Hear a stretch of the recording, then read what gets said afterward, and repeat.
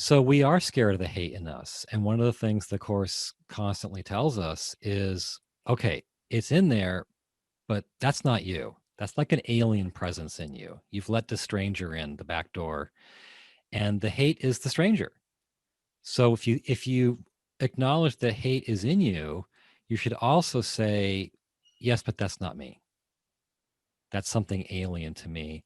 And I need to do my best to work at escorting it out of the house. I can see where that would be comforting, where you can realize that there is this ancient hate in all of us, and so you can impersonalize it in that way. But at what point does that comfort become its own form of bypassing?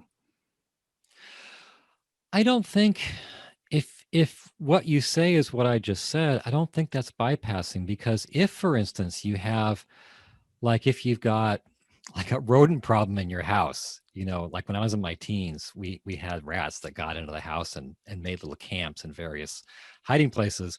And at that point, you don't say, well, the rats belong here. You say, look, they're an alien presence, and you work to get them out of there.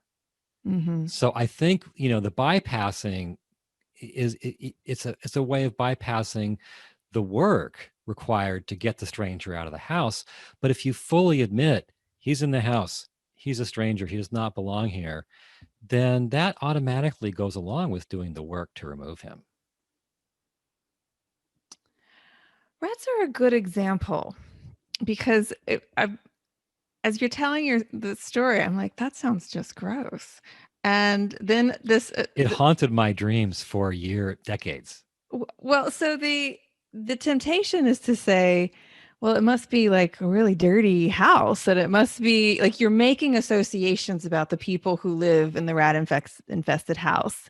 And I say that as somebody who has also had a rat infested house when I was a kid, and rats were the least of it. We had possums too. so, so the temptation is there to say, to make a judgment again about the people who live in the house. And it feels like a better perspective is to say the rats are the alien presence. It doesn't Right. mean anything about the people who live there, and you just get them out. Yeah. And so rather than, the analogous part of this to us is this hate is an alien presence. We don't make judgments about ourselves because it's there, but we do the work to get it out. Yeah. Yeah. And I think that's how we need to look at this. And from the Course's standpoint, this hate is the root of all human suffering. If you have anxiety, if you have grief, if you have depression, the Course would trace all of that back to the attack impulse in us, which is the hate, of course. So there's a huge motivation to get it out of the house, but you can't get it out of the house till you admit it's in the house. Right. And if you don't admit it's in the house, and again, this is where rats are a good example too, is they take over. Oh, yeah. So Yeah, they if do. same thing, like rats and our hate, if you do nothing, they infest everything. Yeah.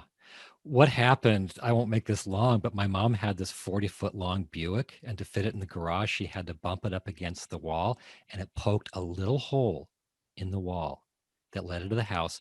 And they started making inroads further and further and further. And it's just like the hate. Did How long was that car? Well, it was very long. It was the 70s, one of those big 70s boats. I was exaggerating.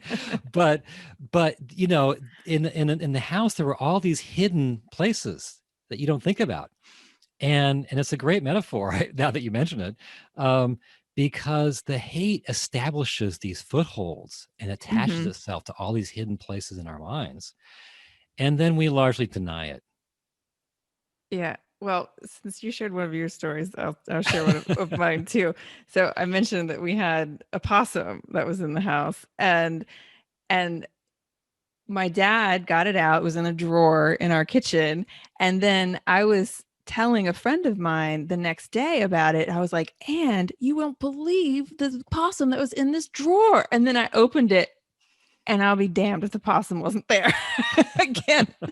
And it again, I mean, I'm not trying to take this example too far, but hate is like that too. Like it just kind of like comes back to the same things, that it's comfortable hiding places, and we can get rid of it, and then we open the drawer and there it is again.